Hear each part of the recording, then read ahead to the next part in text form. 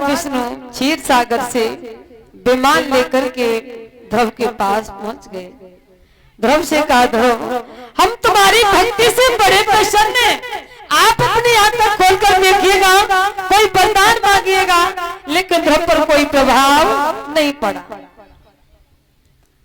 फिर भगवान विष्णु ने ध्रुव के ऊपर सर पर हाथ रखा 3 बार और मंत्र पढ़ा और कहा कि ध्रुव आंखें खोलिए, तुम जिसके नाम की माला जप रहे हो, जिसके नाम की भक्ति कर रहे हो, वही तुम्हारे सामने खड़े हैं। ध्रुव ने जैसे आंखें खोल करके देखा, सामने भगवान के चरण कमल दिखाई दिए, पैरों में गिर पड़े ध्रुव और कहा कि पिता तुमने आने में इतनी देरी कर ली कि मैंने सांस भी लेना छोड़ दिया। सांस भी लेना, उम्र तो मेरी बहुत कम है, आए तो, लेकिन जब आए मेरे सब कर्म हो गए। पिता मैं आपके दर्शन करना चाहता था, मुझे दर्शन हो गए, मैं धन्य हो गया। ध्रुव को भगवान विष्णु ने गोदी में उठाया और कहा कि भक्त मैं तेरी भक्ति से इतना प्रसन्न हूँ, तू कोई वरदान मांग ले, क्या मांगना चाहता है, क्या मांगना चाहता है? ध्रुव ने कहा प्रभु मुझे कुछ नहीं चाहिए, केवल मैं एक वरदान लेना चाहता हूँ कि मैं जब जब चाहूँ तब तब तुम्हारे दर्शन मुझे जरूर हो जाए, बाकी कुछ और नहीं चाहिए। भगवान ने कहा एवं वस्तु ऐसा ही होगा। ऐरावत के हाथी को बुलाया, इंद्र के ऐरावत हाथी को बुलाया और कहा कि ऐरावत हमारे भक्त को ले जाकर अयोध्या में पहुंचा दो, जहां उत्तान पाद का महल बना हुआ है। ऐरावत हाथी पर बैठकर ध्रुव को अयोध्या में छोड़ा गया। जैसे ही हाथी से उतरे ध्रुव सर्वप्रथम अपनी सौतेली माँ के पास पहुंच गए। सौतेली माँ ने देखा मेरा सौतला बेटा भगवान के दर्शन करके आ रहा है, लज्जा के कारण सौत ने गेट बंद कर दी। सौतेली माँ ने ध्रुव गेट खटखटाने लगे, माँ गेट खोलिए, गेट खोलिए माँ, गेट खोलो माँ, गेट तो खोलो। और बोले ही ध्रुव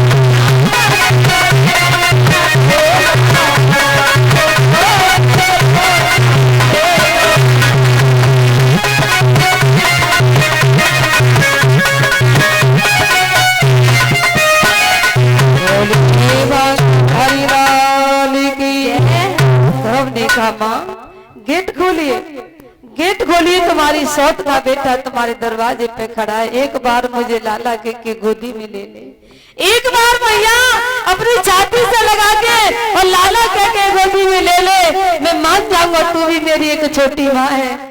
जो काम तेरी मैया सुनीति न करा पाई वो काम तूने करा दिया मेरी माँ। अगर तू थप्पड़ मेरे गाल पर नहीं मारती तो मुझे भगवान के दर्शन भी नहीं होते, नहीं होते माँ। गेट तो खोलिएगा।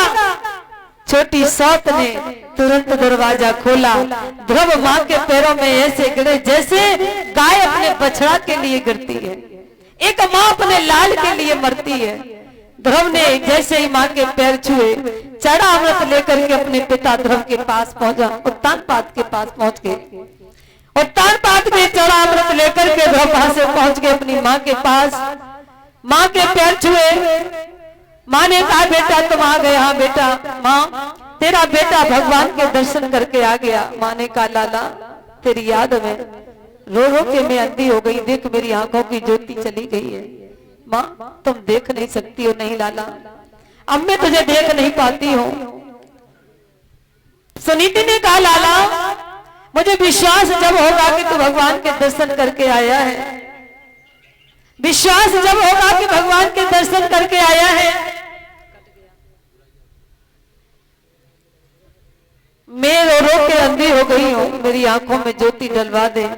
और जिस पिता के तू दर्शन करके आया उसी पिता के दर्शन मुझे भी करा दे, तो मान जाऊंगी, समझ जाऊंगी कि तू वास्तविक पिता के दर्शन करके आया है। ध्रुव ने आंखें बंद की और कहा कि हे परम पिता मैंने कुछ नहीं मांगा तो ये मांगा कि जब जब चाहूं तब तुम्हारे दर्शन हो जाएं। और आज मेरी माँ तुम्हारे दर्शन करने के लिए खड़ी है। मैं संकट में, धर्म संकट में फंसा हूँ। अगर मैं माँ को दर्शन तुमने नहीं कराए तो मेरी माँ को विश्वास नहीं होगा कि मैं भगवान के दर्शन करके आया हूँ। पहले तो प्रभु मेरी माँ रो रो के अंधी हो गई, उनकी आंखों में ज्योति डाल दो। भगवान ने आके देरी नहीं की महाराज। भगवान क्षीर सागर से विष्णु भगवान ने माँ की आंखों में ज्योति डाली और विमान लेकर के स्वयं आए और मैया सुनीति को साथ भगवान ने अपने दर्शन कराए। दर्शन कराने के बाद ध्रुव ने कहा कि माँ अब तो समझ गई। बोला हाँ समझ गई। महाराज उसी समय महाराज उत्तानपाद वहां आ गए।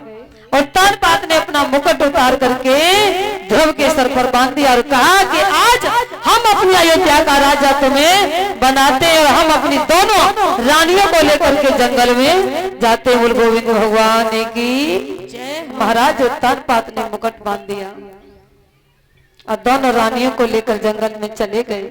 महाराज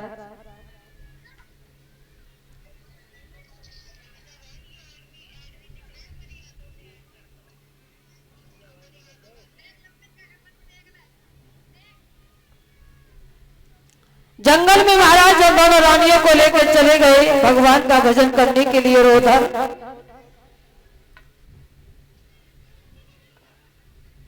ध्रुव अयोध्या पर राज करने लगे देवताओं में और राक्षसों में युद्ध हुआ जिसमें उत्तम राक्षसों ने मार दिए। महाराज ध्रुव को गुस्सा आई। ध्रुव ने एक युद्ध चालू किया जिसमें सब राक्षसों को मारते चले गए।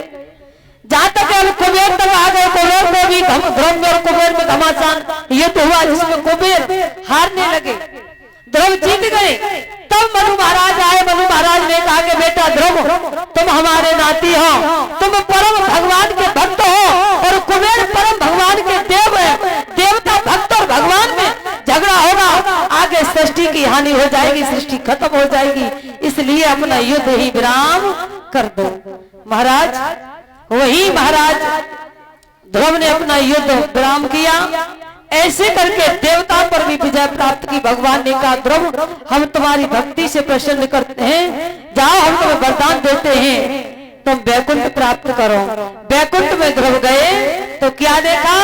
ध्रुव के पिता और ध्रुव की माता, ध्रुव के भाई उत्तम वैकुंठ में निवास कर रहे। ध्रुव को घमंड हो गया कि मेरी भक्ति के कारण मेरा पूरा परिवार वैकुंठ में बैठा है। भगवान ने कहा ध्रुव तुम्हें अपनी भक्ति पर घमंड हो गया तो जाओ हम तुम्हें श्राप देते हैं, न तो तुम ऊपर के रहोगे तो न तो नीचे के रहोगे, बीच में घंटी की तरह ध्रुव तारा के रूप में लटकते रहोगे। आज भी ध्रुव न तो नीचे के बीच में बड़ा तारा दिखाई देता है, वो ध्रुव का स्वरूप है। बोलिए गोविंद भगवान की। कल एक लाख का कीर्तन, उसके बाद आगे की आरती। देखिए कथा तो बहुत थी, मैं माफी मांगती हूँ कि कथा और भी सुनाने